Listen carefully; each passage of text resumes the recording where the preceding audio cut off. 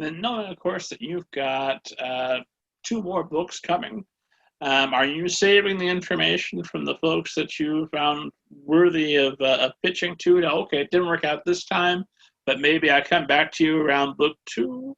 Or is it time then to expand and find new folks? You know, that's a really interesting question, because being a debut author affords you a lot of opportunities that, you know, go away when you're not a debut author. A lot of blogs and podcasts or whatever. There's a lot of them that are designed for debut authors, and so what I'm hoping to learn between now and then, because the second book's not coming out till October of next year, is how to pitch myself to media outlets that I haven't pitched yet, that I don't know how to pitch yet. I have to find out, you know, some of those like 20 best middle grade books to keep your eye on, you know, that kind of thing. I mean, I'm taking every advantage that I can to get my story into the hands of anybody who, you know, who is a writer about middle grade fiction, but it's not a very extensive list, as I said.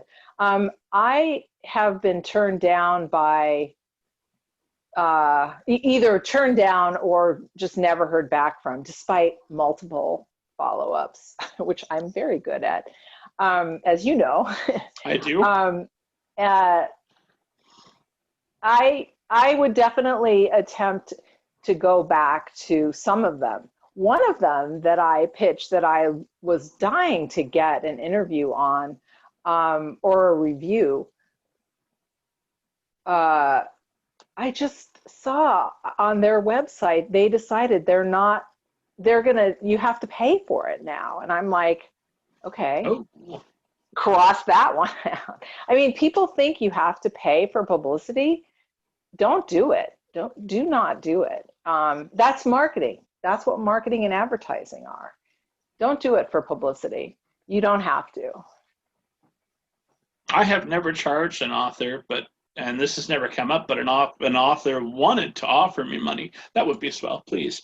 Well, and you put a lot of time in. Yeah, I mean, it's yeah, but that again, that's you know, the thing about publicity, which is now called earned media, that's like the 2020 or 2018 or who knows when they thought that up. The jargon is just, I just laugh. But earned media has value over advertising, because earned media is what they're saying about you, and advertising is what you're saying about yourself. So it's kind of obvious why earned media is so valuable. And again, if you're paying for it, you know, that's advertising.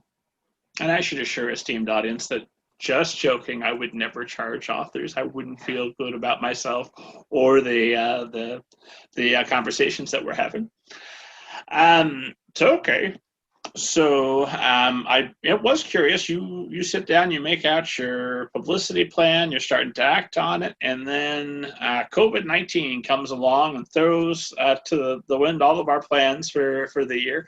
How did that alter your publicity, and how does that alter writing and publicizing going forward for you? Well, actually, I really feel like it's come to my advantage, because I love sitting here in this chair with my little camera looking at me and looking at you, and I don't have to, like, I'm not there's a certain comfort level of being you know, this sort of one-on-one that we're doing. I mean, that would have existed COVID or not, but sure. For example, for my launch party, I mean, I knew I was going to have a launch party. I knew where I wanted it to be. I knew I wanted it to be at that bookstore, Children's Book World in West LA. And, but I was really nervous about having people fill the room. And I knew my friends would come, you know, so there would be people there.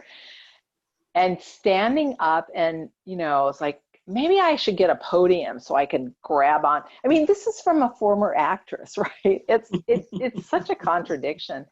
And the idea of now being able to do all this stuff that I'm doing on the internet, you know, is just, it works really well for my comfort level. You know, ultimately, I would like to go visit a school and talk to kids about my book, but I'm not ready for that yet. I'm doing all this sort of preparation right now by you know, getting much more comfortable talking about myself, because a publicist is just, that's like the golden rule. You do not talk about yourself. You're not in front of the camera. If someone wants to take your picture, you politely decline. It's about the client. You want the client to be there. So being the client, me now being the client, I'm the client. So I got to be front and center. And COVID has given me a chance to practice and do these things. You know, all the Zoom meetings for work that I do, you know, it's like, I look, you know, you can sort of see, you know, make sure you have a nice background or whatever. How does that shirt that I'm wearing read on camera? Maybe not so much, you know, whatever, you know, you just get to do it. So, and in addition, even though I know this is many authors who had book signings and all this stuff, you know, they wouldn't agree with me. I didn't have any bookstore signings set up at the time of COVID. So they had to cancel things. They had things all over the country. I feel for them, you know, but I don't know. I just think it's been, it's opened up a lot of new opportunities. Authors are doing, you know, they're getting, I have a launch, you know, I have a second launch party with 3 other authors and a moderator that we're doing on Zoom. I'll probably be doing an interview on Instagram, you know, Instagram Live. And I've just been able to reach out to places that, and like that TikTok video, you know, that I don't know. I think that people are being super creative with COVID and reaching out to people that in a way that they probably, like this second launch party that I'm doing with, one of the authors is in Pennsylvania, another one's in Texas, another one's in wherever, North Carolina or something like that. You know, I wouldn't have even known them really, except for this debut group that I'm part of, this online debut group that might have existed. But all these opportunities, you know, where bookstores are inviting authors to come and do Zoom talks or Facebook talks or Instagram talks or whatever, those opportunities wouldn't have existed because the bookstores wouldn't have had to do that. But, you know, they're hurting a lot. So they're trying to sell books and you know, savvy authors are taking advantage of those opportunities. So it's comfortable for me, the idea of doing it this way.